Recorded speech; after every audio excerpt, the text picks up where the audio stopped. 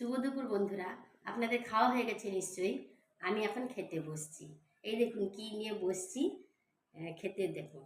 এই তো ভাত তো নিয়েছি, আর পেঁয়াজ কেটে নিয়েছি, শশাও কেটে নিয়েছি, আর ওটা হচ্ছে থানকুনি পাতাকে বেসন দিয়ে পেঁয়াজ কুচি লঙ্কা কুচি দিয়ে ভেজেছি বড়া মতো। আর আলু ভাজা করে নিয়েছি চাকা চাকা করে, আর পটল ভাজা।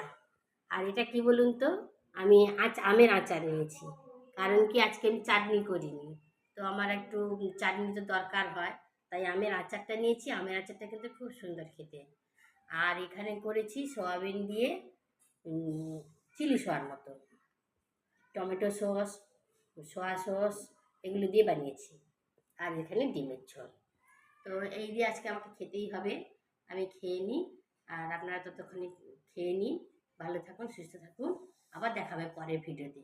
ধন্যবাদ।